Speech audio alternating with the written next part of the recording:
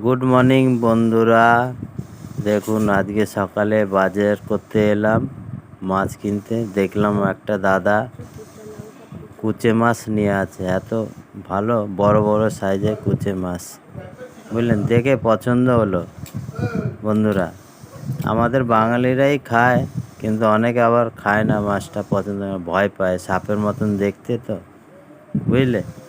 এই মাছটা খেলে অনেক প্রোটিনও আছে, রক্তে বাড়ে, কিন্তু এটা কাটতে গেলেও অনেক মানে না জানলে কেউ কাটতে পারবে না। এটা কাটারও পদ্ধতি আলাদা আছে, ওই জন্য অনেকে মাছটা খেতে চায় না।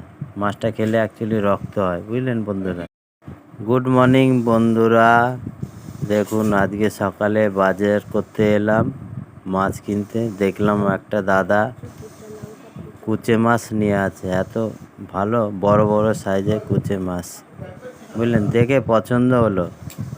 বন্ধুরা, আমাদের বাঙালিরাই খায়, কিন্তু অনেকে আবার খায় না, মাছটা পছন্দ করে, ভয় পায়, সাপের মতন দেখতে তো, বুঝলে।